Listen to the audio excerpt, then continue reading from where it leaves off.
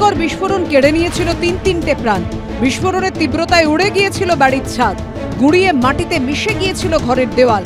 প্রায় 2 বছর আগের পূর্ব মেদিনীপুরের ভূপতিনগরে বিস্ফোরণ কাণ্ডে প্রথম চার্জশিট পেশ করল কেন্দ্রীয় এজেন্সি এনআইএ। 35 পাতার এই চার্জশিটে নাম রয়েছে তৃণমূলের বুথ সভাপতি বলাইচরণ মাইতি, তৃণমূল কংগ্রেস কর্মী মনোব্রত জানা ও তৃণমূল কর্মী পঞ্চানন গড়াইয়ের। ভূপতিনগর বিস্ফোরণ কাণ্ডে চার্জশিটে এনআইএ দাবি করেছে পরিকল্পনা করে তৈরি করা হচ্ছিল বোমা। বোমা তৈরির চক্রান্তে ছিলেন তৃণমূলের বুথ সভাপতি বলাইচরণ মাইতি। রাজনৈতিক সভায় যাতে সবাই হাজির হয় তাই ভয় দেখাতে তৈরি হচ্ছিল বোমা। চার্জশিটে এনআইএ দাবি করলো যে পরিকল্পনা করেই বোমা তৈরি করা হয়েছিল মানুষের মধ্যে ভয়ের বাতাবরণ তৈরির জন্য।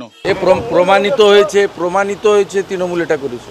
আমি তো বারবারই বলি, বুড়িমার চকলেট বোম পাওয়া যায় না, পিসিমার বোম পাওয়া যায় না, পিসির বোম সর্বত্র পাওয়া যাচ্ছে। বিজেপি তৈরি করে দেওয়া গল্পগুলোকে লেখানোর জন্যই তো এনআইএ কে ব্যবহার করা হচ্ছে। বিজেপির সংগঠন নেই, কিছু নেই, যে কোনো একটা অপব্যাখ্যা করা, মিথ্যা অভিযোগ করা এবং তাতে তৃণমূল কর্মীদেরকে জড়িয়ে দিয়ে এলাকা ছাড়া করা, হ্যারাস করা, এটাই হচ্ছে কাজ। এনআইএ চার্জশিটে বোমা তৈরি ষড়যন্ত্রের যার নাম উল্লেখ করা হয়েছে চলতি বছরের 6 এপ্রিল। এই বলাইচরণ মাইতিকে গ্রেফতার করতে গিয়ে আক্রান্ত হতে হয়েছিল এনআইএ কে।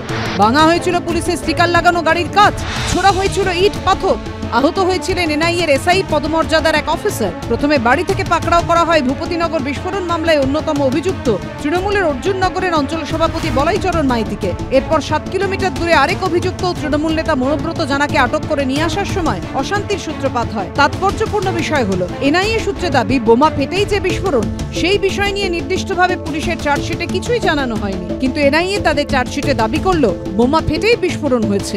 একইভাবে এনআইএ সূত্রে দাবি ভূপতিনগর বিস্ফোরণ কাণ্ডে পুলিশ যে চার্জশিট পেশ করেছিল তাতে 2 তৃণমূল নেতার নাম ছিল না, কিন্তু এনআইএ চার্জশিটে দুজনেরই নাম আছে। এটা ঠিক যে ফরেনসিক রিপোর্ট, সিএফএসএল রিপোর্ট যে এক্সপ্লোসিভ হয়েছে এবং সেখানে পটাশিয়াম নাইট্রেট এগুলো পাওয়া গেছে।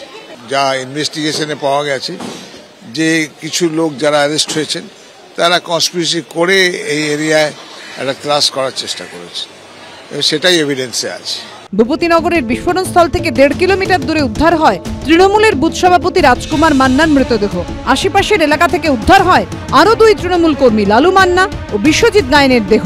এনআইএর চার্জশিটে উল্লেখ করা হয়েছে তাদের নামও। আবির দত্তর রিপোর্ট, এবিপি আনন্দ।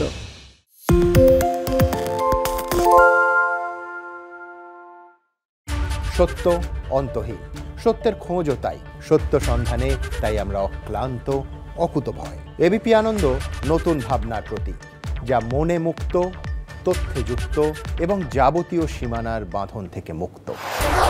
সীমা না শব্দটির মধ্যে লুকিয়ে আছে মানা শব্দটি, যেন চোখ রাঙানি এক অদৃশ্য ব্যানাজার, যা আটকে রাখে আমাদের এক ছোট্ট গণ্ডির মধ্যে।